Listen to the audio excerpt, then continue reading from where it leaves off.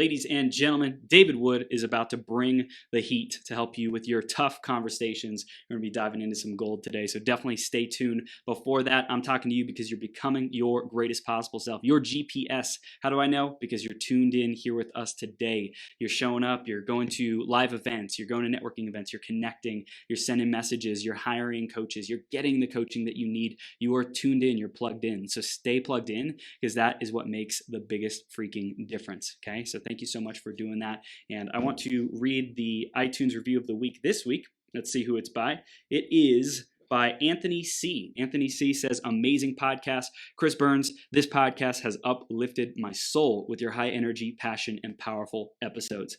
I recommend anyone that wants to become a better version of themselves to subscribe to this podcast. One of the best self-help podcasts of 2017. So that one was left a while back. So Anthony C, thank you so much for giving us that one. I always love to go back and look at the different reviews and what people are sharing along the timeline, see how we're growing, how we're progressing. And if you want a chance to get shouted out on a future 12-hour live stream, go to beyourgps.com/iTunes or search Greatest Possible Self on the Apple Podcast Store. And then you can find our podcast, give us a review, let us know what you love, what you want to see more of, and why you love becoming your greatest possible self. Love hearing that. I'm going to introduce David in just a second here. Before that, grab a piece of paper, grab a pen, be ready to take notes. This is going to be a powerful conversation that is really going to open up doors for you to have more empowering communication, more empowering relationships, to be able to get more of what you want, to be more persuasive, to be more confident, to be more connected with people and create better solutions, more harmony. So it's going to be an amazing conversation. You're going to want to take notes on everything that David is sharing, and make sure you stick around all the way through to the end, because one of these ideas has the power to change your entire life, or maybe a relationship that is super, super important to you. So let's introduce David and then we'll bring him on. After life as a consulting actuary to Fortune 100 companies on Park Avenue, David built the world's largest coaching business, becoming #1 on Google for life coaching and coaching thousands of hours in 12 countries around the globe. As well as helping others, David is no stranger to overcoming challenges himself. Overcoming a full collapse of his paraglider and a fractured spine, witnessing the death of his sister at age 7, anxiety and depression, and national Gong Show. He coaches high-performing entrepreneurs, executives, teams, and now prison inmates to create amazing results and deep connection, one tough conversation at a time. We're going to be having a powerful conversation here today. David Wood, are you ready to rock the house, sir? Rock the house. I'm not exactly sure what that means, but I'm going to say yes. Awesome, man. Well, it's gonna shake the foundation of what people know as a conversation, because I know we're gonna dive in deep, man. And I want to start off with today's theme, which is soul communication. So, what does that mean for you, David? What does soul communications mean for you? Soul communication. I don't know what soul communication means, but what comes up for me when I hear that is intimacy. And two people getting really connected, me revealing who I am, that being received, and the other person revealing who they are, and that being received. I think that would be a reasonable definition of soul communication. Boom. I love it. I love it, man. What comes up for me when you share that is really being seen, being witnessed. And I think that's something that all of us, a lot of us didn't experience when we were growing up, just truly being understood and seen for our uniqueness and not feeling like we have to prove something or, do something outside of ourselves to finally be worthy, and just be ourselves and allow that to be enough. And that, that ties in with today's topic. The label for today's topic is tough conversations, but that's, I don't think that's a sexy label, and people don't walk around going, boy, I want to have a tough conversation. No, what it's really about is speaking your truth. You showing up as you being expressing your desires, expressing things that you don't want. And those things can be awkward to share, but and they can lead to a tough conversation, but ultimately you get what you just said. You get to be seen. Plus, often you get deeper connection with people, perhaps soul communication, and as a bonus, just icing on the cake, you often get really great results for your life and your business out of speaking your truth. I love it. I love it, David. So I mentioned a little bit about who you are in your bio. I want to briefly touch on that, what you're serving your clients with today, and then we'll go back into your journey. So just to get our audience up to speed, what is the work that you're doing today? I work with high performers. So they're successful in a number of areas of life. There might be one area that isn't really firing on all cylinders, but they're generally always looking for, how do I do better? How do I get the most out of this life and this business or this career? So it's not like they're struggling and they need to fix something. They're just like, I want to be the best that I can be, and they're always looking for input. So entrepreneurs, executives, leaders of all sorts, that's mainly who I work with. And then on the nonprofit side, on the volunteer side, I sometimes work with prison inmates. Mm. Dude, I love it. I wanna get to understand you. I know our audience does as well, David. So tell us about your journey. When did communication become important for you? What was your career like, man? Well, I think I started behind the eight ball because I was born Australian, and Mm, we're pretty laid back. We've got a lot of good things going for us, but we don't we don't want to rock the boat. Maybe it comes from our British heritage. We don't want to rock the boat, and we're not taught how. Most people aren't taught how to speak truth in a way that's not going to be a train wreck. Um, and as you mentioned in the bio, when I was younger, we had a tragedy in the family. My little sister died, and I witnessed it. mm, So we didn't know about PTSD back then. I just thought, all right, we just keep on going with life. But later in life, as I look back, I realized that I developed my intellectual capacities. mm, I got really good at business and systems, and I'm consulting to Sony Music and Ford, Exxon, Procter and Gamble on Park Avenue. But I was missing the emotional intelligence. mm, I was missing. I could communicate about actuarial topics and statistics and things like that, but I couldn't communicate about the heart, the soul, deep connection, vulnerability, real authenticity. So I've spent the last 25 years catching up mm. and doing my own work, and then sharing that as I learn something with my clients. So that's how I got into communication. I was like someone in the desert who was starved for water, Mm. who found these trainings, and it was like, wow, I've been missing this all my life. What about all the other people out there who don't know about all of this stuff? I want to share it. So I became an evangelist to share people, not just deep connection, because if you just want your life to be better, you should get a life coach. Mm. If you just want your business to be better or to make more money, you should probably get a business coach. I tend to work in that sweet spot with people who want both, Yeah. and they want more of a generalist who can actually talk to them about their business and improve that, and intertwine that Mm. with, how am I relating to people? How are my leadership skills? How's my connection with people? Because they seem to feed off each other. Wow, I love that your journey really started in those roots of not feeling like you could communicate. And I love you said as well PTSD. That was interesting to me, that like you didn't even know what that was. And I think that those wounds that happen to us is really what shapes our destiny and our purpose in life, so that we can show up and serve with the greatest vigor, with our purpose, with our the thing that we're teaching about, the thing that we're talking about. And for you, you became successful in business, but you weren't feeling that true connection with you, who you are, and being seen and being able to share those moments with other people. So you set out on a quest to create that in your life. That's well said. I'd agree with that. And I want to make the point too. It wasn't like I realized, oh, wait, I can't communicate. I need to go and get help for this. Right. I had no idea Mm. that anything was missing. The way it manifested was, say, at school, I didn't know how to talk to girls, Mhm. or I didn't know how to stand up to bullies, Yep. or later in life, I wasn't happy in my marriage. That's all I knew. I didn't know that I needed to learn about vulnerability and emotional intelligence and being cause in the matter and Mm. leadership skills. I was I was lucky Yeah. that I stumbled into the right course at the right time, and that started a whole life of learning. Were you seeking the answer to improve business, or did you say, hey, I really know I get to work on this personal stuff because something's not quite clicking? What happened was I was complaining about my marriage, Mm. and I was complaining about what my wife was doing, and a friend said she should do this course. Mm. And I thought, well, yeah, that's a good idea. Let's change her. That's a great idea. But the more she told me about the course, the more I realized I hadn't done any real reflection Mm. or looking at myself or working that out.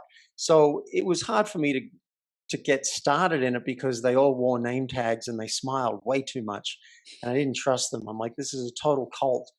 But fortunately, I didn't let that stop me, and they just blew my heart open in that Mm. course.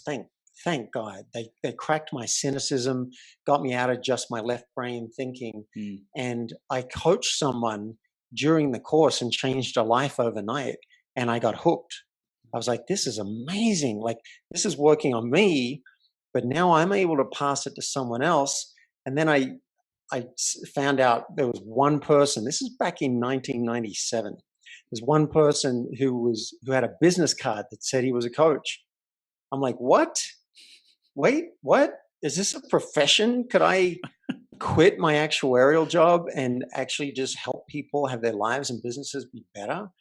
Well, 25 years later, it seems, yes, I could, and I did. Wow. I love it. I love it. When did you start to formulate the tough conversations, the paradigm, and all the teachings, and all this specific focus on communication and helping people be seen? Well, I think it started slowly, and it came out of the work that I was doing for myself. So I'd go and do these courses, and every course they'd be like, "All right, who are you incomplete with?" Mm. I'm like, "What do you mean?" Well, is there anybody you resent? Anybody you hate? Anybody? And by the way, if you listening to this, these are good questions to write down. This Yeah. is a great exercise. Yeah. Anyone you wouldn't want to see on the street or at a party? Anyone you feel guilty about that, maybe there's an apology there, or anyone you just don't feel wonderful with. Those were the clues that there was something going on. And then they'd say, all right, give them a call. I'd say, screw you. I'm not going to call them and tell them I'm upset. One example, here's one of the tougher ones, was a bully from school, like 20 years earlier. And he just always gotten the best of me, and we used to be friends, and I hated him. And they said, call him. I said, no. And they said, and my coach said, what are you afraid of? Mm. Which is a great question. If you're looking at any difficult conversation or speaking your truth, like, what could happen? What could go wrong? Mm. And I said, he's going to think I'm an absolute idiot, a real dork, for calling him after 20 years and saying, I didn't like how you were with me. And my coach said something really powerful. She said, then lead with that. That actually gave me access to calling him because it was the truth. That was my I wanted to speak this other truth, but then a newer truth comes up on top of it. So you got to keep checking what's the new truth. The new truth was, I'm worried you're going to think I'm a total dickhead Wow. for saying this. And the call could not have gone better. He blew me away. And then I'd go and do the next course with the same company, and I think, all right, I've done all those calls. I don't have to do any more. Not keep digging, keep looking. So I mean, I've confessed to crimes. Wow. One that probably wouldn't have led to prosecution anyway, but one that could have sent me to jail. I've gone and apologized. I confessed to cheating on my first partner. That was a horrible experience and a difficult conversation. Mm. And then there are the smaller ones that just, someone drops a cigarette butt on the street in front of you. How do you speak your truth Mm. about that in an artful way? So the more I did that, and then I started coaching, and I got a lot of coaching under my belt, and I found that that's what was inspiring me, Mm. is people speaking their truth and tapping into their courage so they can be more daring. Those two things, and tough conversations happens to be the area where you need both of those things. Yeah. You need truth and you need daring, Mm. and you also need a bit of compassion Yeah. as well. So that's how I found it. Man, That is gold. I just want to highlight as well the question of who are you incomplete with? What are we still holding on to? What is there a resentment about? What comes up in the background of our mind that we get angry, we get frustrated, or even fearful? What are we afraid of contacting this person about? Another emotion that I experience or have experienced with tough conversations is resigned. Like, oh, what's the use? It won't make a difference anyways. Why would I even call this person? It's not going to make a difference, and that masks the fear that might be underneath that says, well, they're going to think I'm weird, they're going to think I'm foolish or silly or something like that. Yeah, that's right. People aren't generally walking around saying, I've got 6 tough conversations, can you help me with that? They're walking around with everything you said. I kind of resent that person. I don't like how my boss talks to me. I wish this coworker would do something differently. So it's desires and complaints. So another clue is, are you complaining to either in your own head or to someone else about that person? That's a clue that there's a conversation to be had and some truth to be spoken. And also, I like what you said about you might just be seeing the downside of it and thinking it's not going to do anything. The person's not going to change. Plus, we're often not seeing the path to having the conversation. We don't know how to have it. So it makes a lot of sense that people would avoid speaking truth. You don't want to just go in there and create a train wreck. But the job of any leader, and I believe that we're all leaders. We all have that capacity. We need to, even if we just lead ourselves, the job of any leader is to generate possibility, and to see what's possible. And I think this is one of the things that separates us from other animals. So let's say you don't like how your boss is speaking with you, and your mind's telling you, it wouldn't make any difference anyway, and I don't know how to do it. There's a worksheet, and we can give people this at the end of the episode. It's a free download that'll help you get clear on what's happening, what you're afraid of, but also what your hope is. Like, what could come out of this?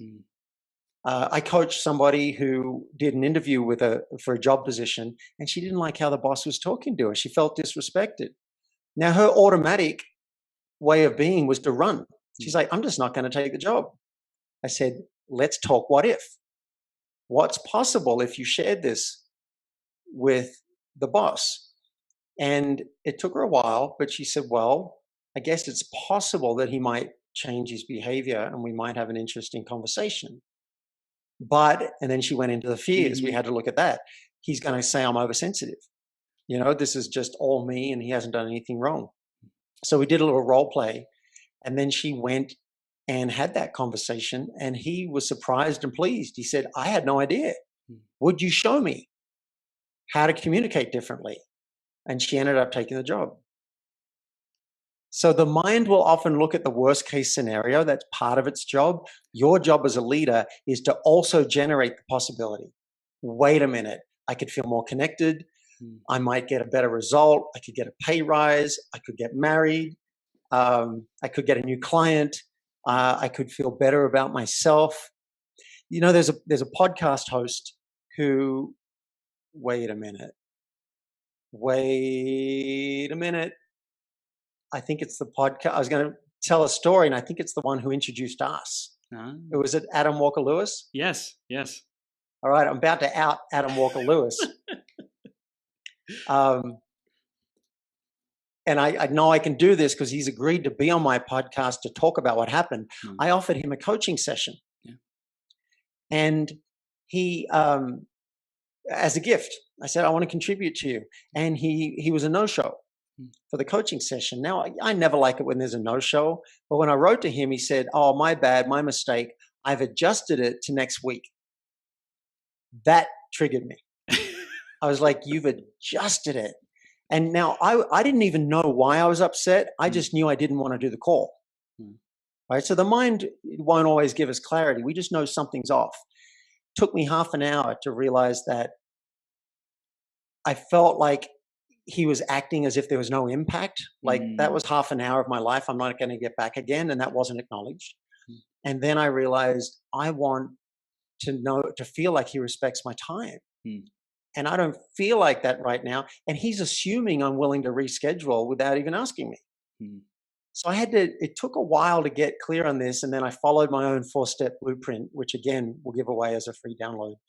And I sent him a video, and this was edgy for me because I'm thinking he's going to call me oversensitive, high maintenance. He might badmouth me in the industry. Mm. But I decided to take a risk because I could see the profit. And the profit is I could feel more connected with him, and we could actually do a great coaching session. So I sent the video, was a bit worried about it, and he was amazing. He was like, "This is so good. Can I play this on my podcast, this video, and show people what's possible when you speak up?"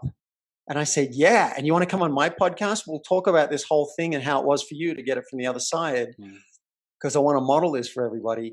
So, it can be the big things, or it can be what just seems like a little thing that normally you might run from. I'm just going to cancel and say I'm too busy and I can't do that, and I'm just going to never talk to that guy again.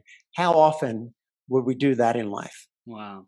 David, I love it. And I think it's really hitting home for me. And I know our audience as well, because we have a lot of leaders, entrepreneurs, people who want to make a big impact.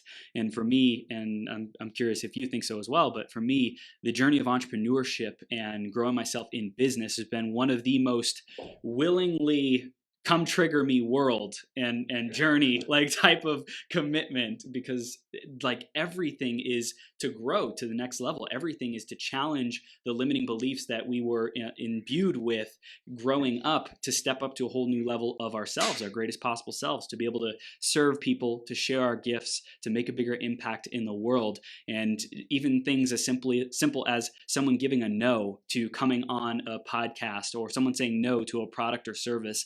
I know a lot of people are like deathly afraid of being rejected, and so it keeps them small, and it keeps them from even showing up and having these kinds of tough conversations, man. Well, one of the things when I'm coaching in the corporate world, one of the things that we sometimes track when we do a 360 feedback or assessment is how strong is someone in a growth mindset. And I think you just demonstrated that, modeled that really well. If you and I did a podcast interview with Chris Atwood from the Passion Test, and he said he looks forward to no's. He looks forward to tough conversations. He looks forward to being awkward because he loves to learn. Wow. So all of that is an amazing opportunity. And look, I confess I'm not always there. Often life will throw me a curveball and I'm just pissed or upset. But it is true, if growth is one of your values, then being an entrepreneur is a great way to get that growth.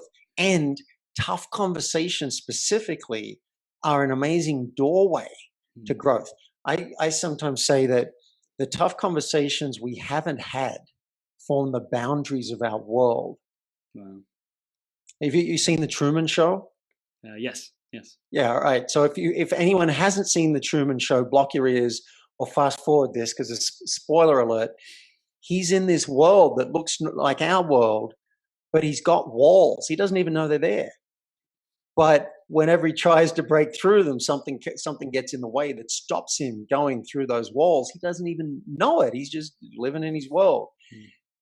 The tough conversations we haven't had form the boundaries or the walls of our world. And whenever we do have a tough conversation or speak our truth, we get to shift our reality.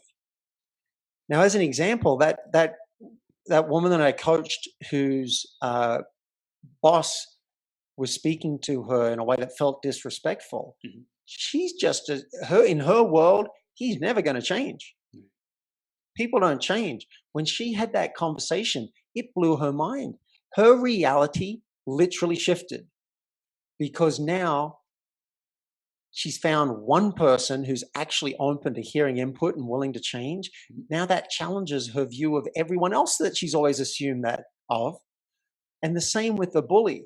When I called him thinking he's a jerk, he's always going to be a jerk, and he said to me, "Well, what could I say or do now to help you or us move forward?" I'm like, what?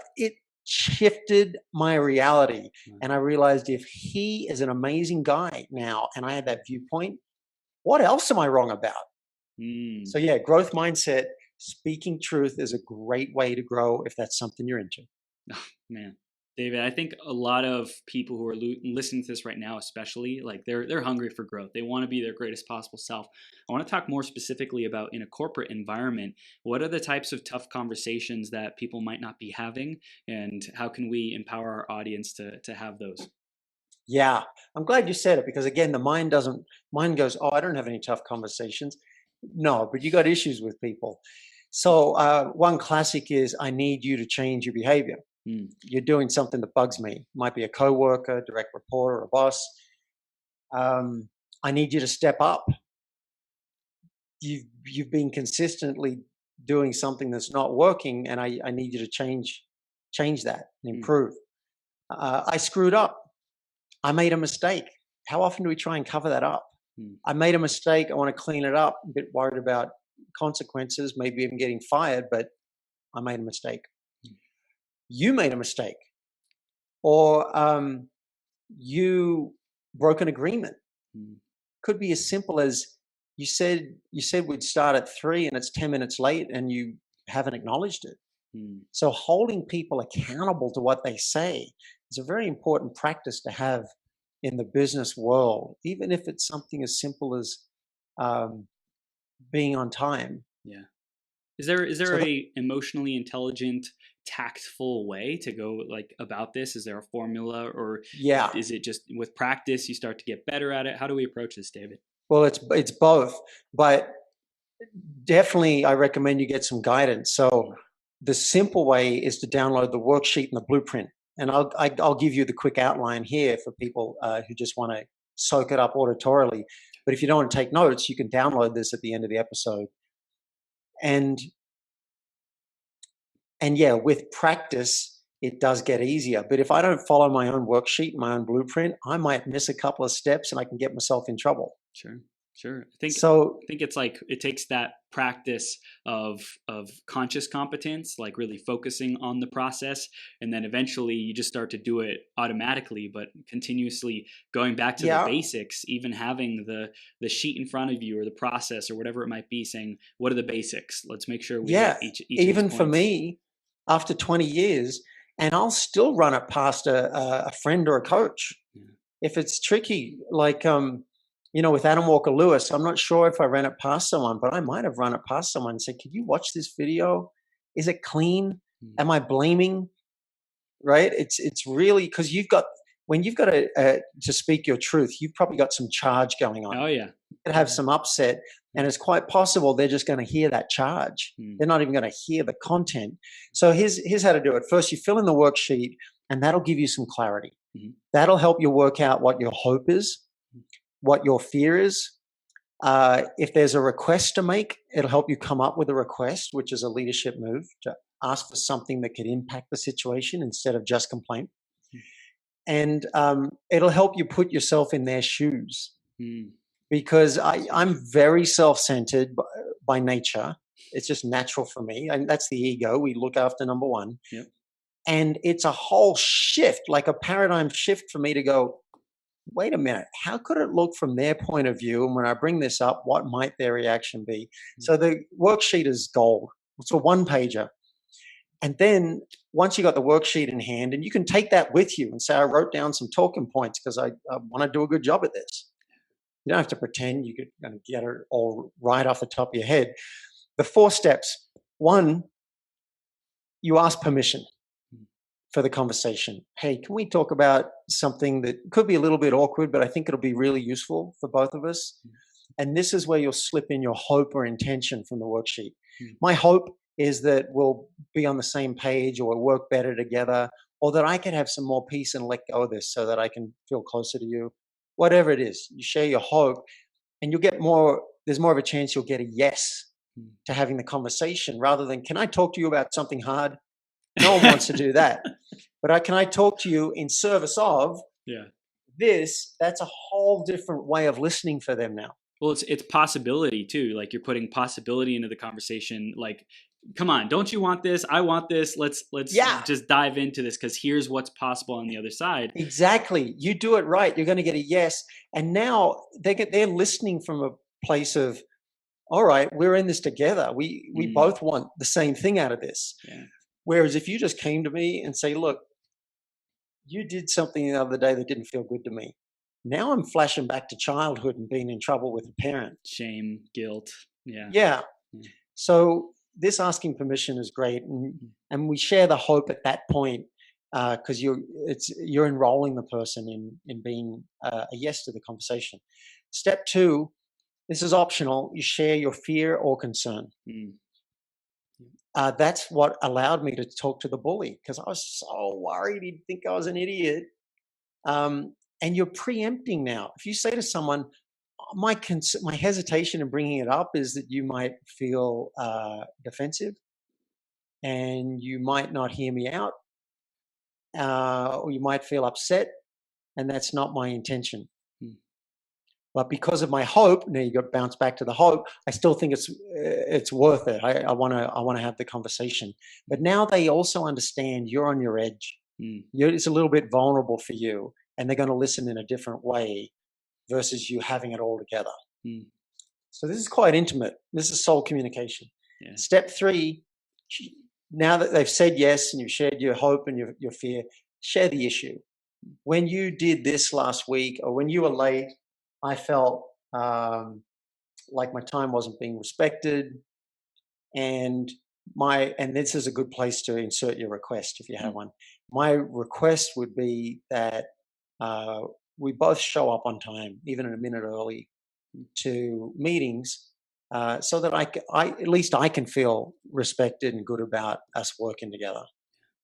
And then step 4, you get curious and listen, because we don't want to have tough monologues. We want to have tough conversations. We want to speak our truth, but we also want to be collaborative. So this is where you listen. How is it for you to hear that? I want to check in. What are your thoughts and feelings? How did it look for you? I want to hear anything you've got to say right now. You might have a better idea than what I have. And this is where you work it out together. Wow. Dude, I love it. I love it, David. So to go over the steps again, number 1 is to ask for permission. Ask permission to have the tough conversation. Hey, can we have a tough conversation, or can we talk about something? Because I want to create this result. I want this possibility. I hope that we can create something like this. So we start with that end in mind of a better way that we could get to because of this next dialogue. And then share, potentially, this could be, it's optional, share a fear or concern that might be coming up that would prevent the conversation, or I'm concerned about how this person is going to react or respond to the conversation. Yeah. And then, I'm worried I'm going to lose my job. Yeah. Or I'm worried you might break up with me. Or I'm worried you might judge me, or I'm worried you might like me less. That's right? real. These That's are all real. valid. Yeah. Yeah, man. So then when you did blank, when you did X, I felt Y. This is the third step. And you could also add in a request. My request is that you do this differently next time. So that would be the third one. And and let me make the point. Sure. That's sample language you can use. Sure. The meta step is to share the issue, whatever it is for you. Now, a smart way to do it, I did it by habit, is when you did X, I felt Y. Yeah. The reason is that's inarguable. If I say you left the house messy, that can be argued. If I say when I came home and I saw the condition of the house, it seemed messy to me and I felt upset. This is owning my own experience, and it's inarguable. If you start making universal truths, like, you were rude to me last night, you are asking for a snoot full of trouble, because now you got to deal with an argument about whether or not that's true. But if you speak for yourself, when you spoke to me last night, I felt offended. I felt attacked. It seemed rude to me. Now, none of that can be argued. Wow. Powerful. So that's 3. And There are pro tips on the sheet as well, and that's one of the pro tips. We're just scratching the surface here, David. This is just the tip of the iceberg, man. Yeah. So that's the third one, and the fourth one is get curious and listen, because we're not here to dominate with "I'm right." You should hear me and understand this and change your ways, but rather, here's what came up for me. This is how it is on my side of the street. I want to meet you halfway. I want to meet you in the middle and find out what was it like for you, and let's create a safe dialogue so that we can both feel heard. Yeah. And when you come from that place, when I can remember to come from that place, I'm not scared about the conversation anymore. Because now I'm actually partnering with them. When I'm trying to defend my position and get what I want, I'm nervous about it because they may not agree with me. But if I'm like, I'm going to bring up my side, I want to hear your side and we'll work it out together, it's almost like impossible for that to go wrong. I love We may not agree. I may not get what I want, but I get to hear their world, and in an ideal world, they'll hear my world, and at least we understand each other. Yeah. We might even agree not to be friends anymore and not to work together, but it doesn't have to be acrimonious. Actually, this just reminded me, I haven't talked about this on a podcast yet. 3 days ago, I got back to Boulder from a trip away, and I was waiting for a parking spot. I'm on the side of the road, and then I saw someone backing out, and I could see someone was coming up the road, and I didn't want them to just launch into it. So I backed out as quick as I could and jumped in to the spot. I got cussed out. This woman was venomous. Wow. She's sitting there in the middle of the road in her car. F you, you turd, F you, get out of there. You move your, like, someone else walked past and went, she's insane. Wow. Like, it was wild. But, what I could have done is just walked away. I could have pushed back. I could have fought. I did state my position. I said, did you not see me there? I was here way before you, and I've been waiting. Did you not see me? She just kept on swearing. And then I realized, all right, this isn't a tough conversation. This is a tough monologue. She's just yelling. She's not open. So I was ready to walk away. But then a car pulled out next to me, and she pulled right in next to mine. And now I'm worried about my car getting keyed. Wow. So I walked up to her. So let's address this. I'm not walking away while she's near my car. And she's like, yeah, you come here. You come right here. And she opened the car, and I thought she was going to hit me. And I said to her, I didn't want to give you a bad day. Wow. I could see how upset she was, and my heart's racing. Oh yeah. And I said, I said to her, I said, my heart's racing right now, and I didn't want to give you a bad day. Wow. And the wildest thing happened. She melted. Her whole posture shifted. She looked down at the ground and she said, oh my God, I'm so sorry. I'm angry, and it's not at you. I'm just angry. And from the bottom of my heart, I'm so sorry. Can I give you a hug? Wow. Yeah. Now I was a little suspicious. I thought maybe she's just playing possum here. But I said, yeah, come here. And we had like a 30-second hug. So it ended up being collaborative. I stayed with her, and I don't think we'll have time in this episode to get into this, but what we're mainly talking about in this episode is when you have a tough conversation to bring with someone else. Right. It's a whole other conversation when someone's coming at you with a lot of charge. And fortunately, I was able to stay with her, and then the whole thing transformed. But both sides, it can be collaborative where you're working it out together. And we had a hug, and I said, I hope your year is a really good one. That's amazing, man. I hear that you really brought a pause to the conversation as well. Like, how can I just slow down the pace of this? Because everything escalates. The emotions are high, intelligence is low. Like, you can like really slow things down and say, let's breathe. You're going to share the sensations that are going on in your body. Like, what are you currently experiencing, feeling? Am I sweating? Is my heart racing? Yeah. Have you, hearing that, I'm wondering now if you've done any training in authentic relating. Yes, I have. Yeah. You have? I Yeah. didn't. All right. Wow, man. I feel like I got a brother here on the call. Um, yeah, one of the practices in authentic relating is to slow down to feel more. Mm. When you're triggered and energy's high, you're gonna miss so much. You're not gonna know what's happening in your own body. They probably don't know what's happening in their body. Mm. What are their emotions that are going on? So we try and slow it down. Wait, what's really going on here? We don't have to rush through this. Yeah, what a great practice. I didn't know. Where did you do your training? So I did it at Landmark. Is that like a place where you can do it? Is there another program that's authentic relating? Landmark, Landmark. It's true, would be authentic relating, but there's a specific branch Uh, of personal practice that's grown up in, I think, the last 10 or 15 years, yeah. mainly around the Bay Area. Oh, And it's gone way further than Landmark for me. Landmark's incredible stuff, but Landmark for me was a lot of head stuff. yeah. Then I did the Human Awareness Institute, and that was heart stuff. Mm, And then I did the Moore House and David Data, and that's mm, man woman dynamics, yeah. right? And then, so you guys are getting a map of my whole Wow. personal growth journey. And then in the last couple of years, I've discovered authentic relating, Mm, which really slows it down. You check in with yourself. Oh, I notice my heart beating fast right now. You mm, reveal what's happening in present time, mm. in this moment, not in the past, not in the future.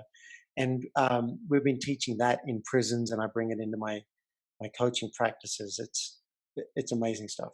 Wow. Well, dude, I know you've done so much. I wanted to bring a conversation that I've been having a challenge with one of my business partners, and just let me know how do I share my tough conversation and get some of your feedback on it, man? Because Mm, great. I'm metaphorically rolling up my sleeves.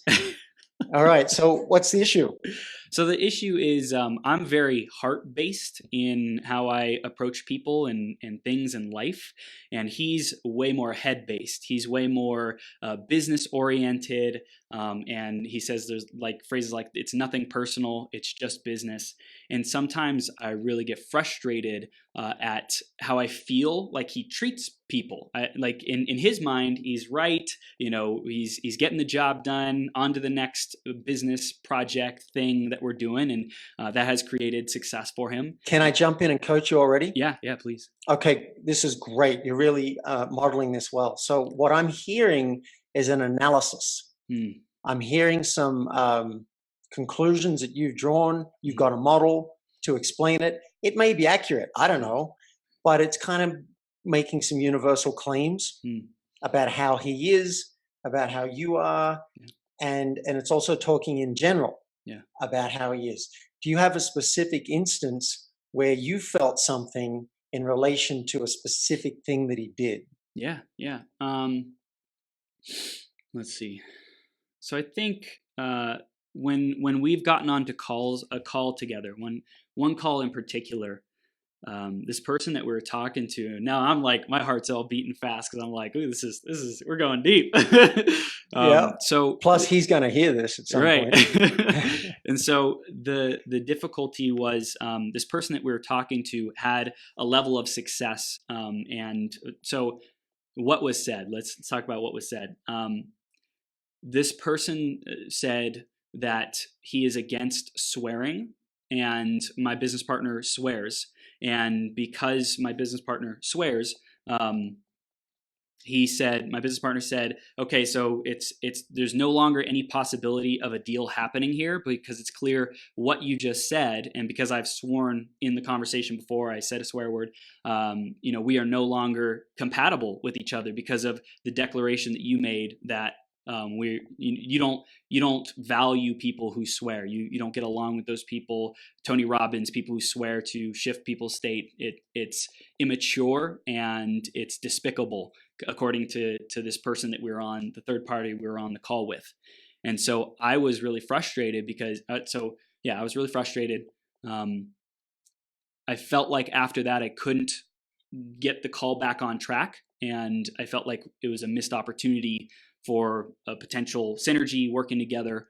And my business partner basically condemned the person, and I felt like, this is a good human being. He's doing great work in the world. Why did you just close the door on this conversation? Yeah. Okay, great. So I'm hearing that someone made a request, expressed a preference for no swearing. Yeah. Your partner seemed to have a reaction, made an assumption, and closed the door on it. And then, how did you feel about that? Yeah, You feel frustrated? I felt frustrated. I felt like um, the feelings that came up was like betrayal, like, because I felt like there was this beautiful opportunity, and because of the way I saw it, seeing it as an opportunity, and one of my business partners saying, it's no longer viable, I felt like powerless. I felt powerless. I felt I think powerless is probably the biggest one. Good. All right. So, if we had more time, what I'd probably do with you is ask you for your hope, ask you for the fear, ask you for a request, and ask you how it might look in his world. But I have enough to go on. So, are you up for doing a quick role play with me? Absolutely, David. All right. So you're going to be your partner. Okay. Do we want to give him a fake name, or is he already outed? Yeah, let's give him a fake name just in case. Yeah. Let's do John. Why not? Okay, great, John. So I'll go through the 4-step process and I'll narrate it a bit as we go. And you be John, and you react the way you think John would.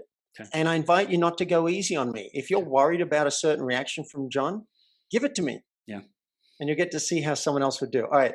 Hey, John, have you got a few minutes? I want to talk about something about our partnership that it might be a little awkward, but I think it's going to bring us closer together. That's my hope. Seems a little fuzzy and not very concrete. What is it, Chris? Yeah, great. It is a bit fuzzy. Let me see if I can clarify it. Let me first say I said my hope is that we'll be on the same page as business partners and feel really solid with each other. My concern is that you might get defensive, or I'm a little bit worried, like there's something I'd like you to change and maybe you'll decide you're not going to. And so I'm a little bit worried about that. I don't know how I would deal with that. But here's the issue. On that call, when that guy said he didn't like swearing, I thought there was a really great opportunity to work with him and to give him what he wanted and to maybe walk away with a great deal.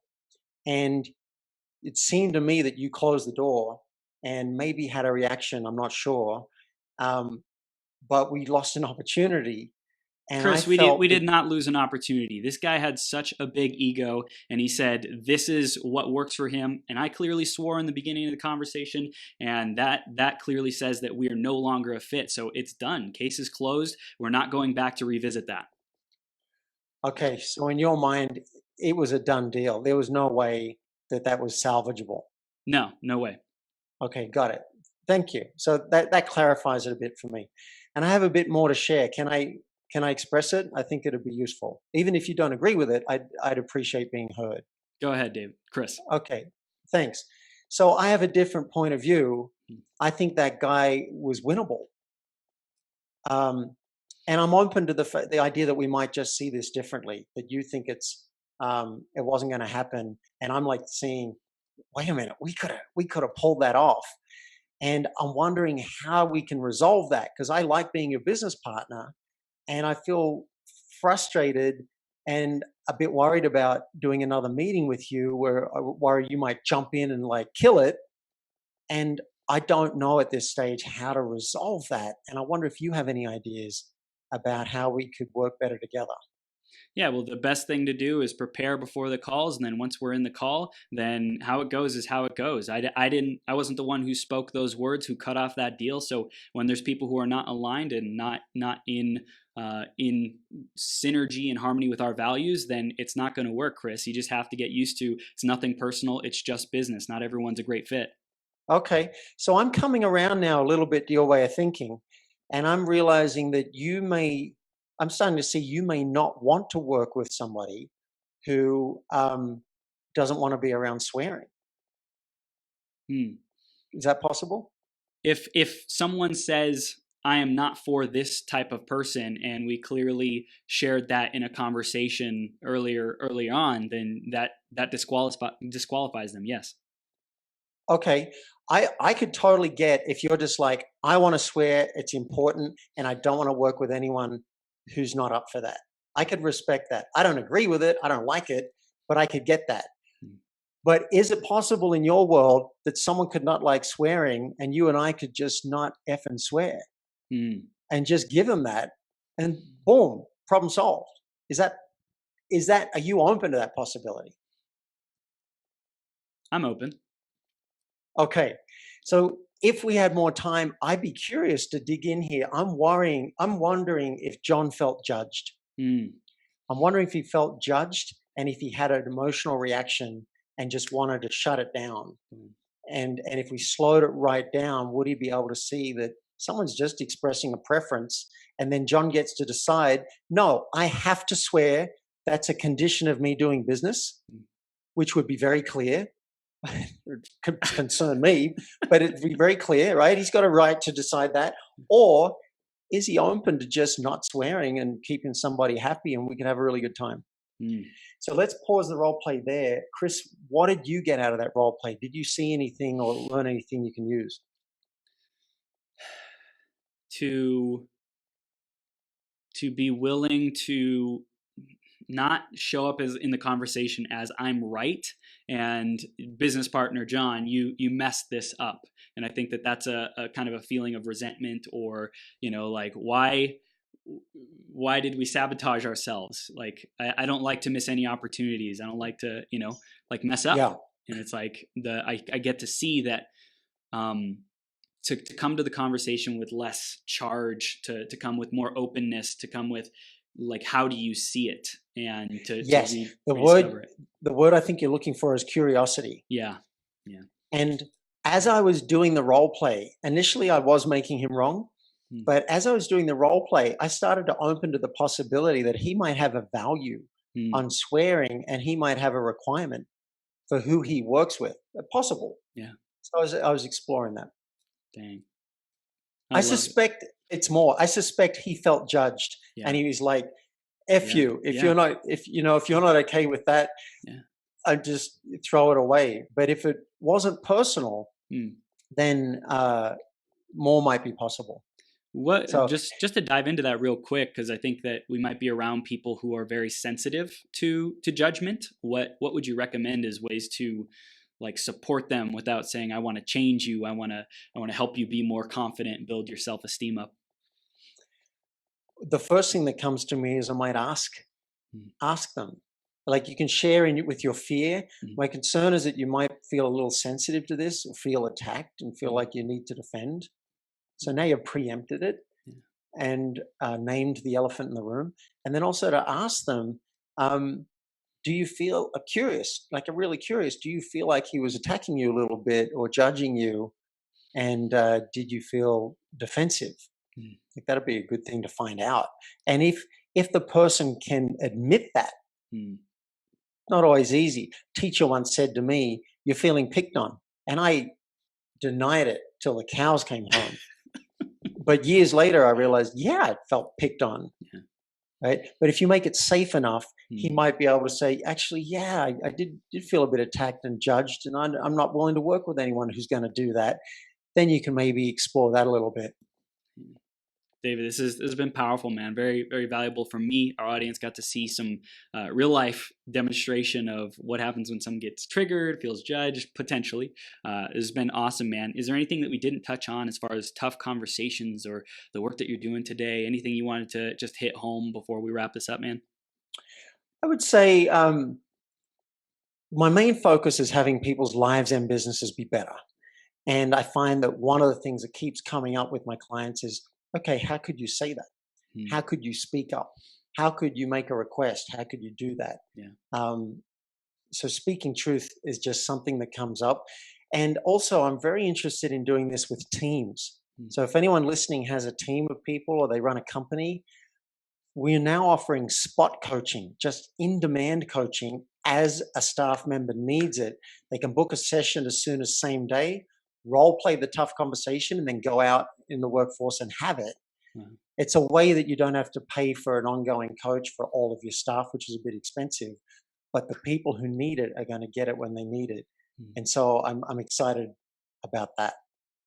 That's amazing, man. I love it, David. So let's tell people how they can connect with you. What are the next steps to get in touch with you, to get the spot coaching, or to work with you in Yeah, a deeper thank you. capacity? So all of my offers are at the same link, playforreal.life. Okay. It's not .com, it's playforreal.life. Mhm. And a few invites I have. You can listen to me as well as Chris. I have a Tough Conversations with David Wood podcast. You can download the 4-step Tough Conversations blueprint. You can learn about spot coaching or in-demand coaching for teams. Mhm. And if something in this call resonated with you and you want to work on not just your business and not just your life, but both, Yeah. and you're growth oriented, you're like, I do want to keep growing as results get better, see if you qualify for a discovery session with me. If you qualify, I don't charge for that because it's how I find the right people to work with long term. And we'll create a life and plan for your business and life. And if we both think that coaching could have a big impact, then we can talk about setting up coaching. And if we don't, then I enjoy doing the sessions anyway, and hopefully you get a lot out of it. So that you can do all of those at playforreal.life. I love it. David Wood, you are a champion, man. Thank you so much for being here, sharing these communication, not just tactics, but also like the paradigm of how to step into communication, how to have real, meaningful dialogue that changes people's lives, the trajectory of people's lives. And whether it's with a boss or an employee, something like that can literally change the trajectory of the relationship. And these relationships that could be lasting a year, 5 years, 10 years, who knows how long they can last. And by having this kind of a conversation, like how much freedom, how much peace, how much just impact it can have in people's lives, like it changes lives, man. It's a good point. I realize now we get to constantly invest in our relationships by speaking the truth. Mm. And just like saving money in the bank grows over time, exponential compounds, so can these investments of speaking truth in your relationships now. Yeah. Thanks, Chris. Really enjoyed it. Thank you, David. We'll see you soon, okay? Yeah. All right, take care.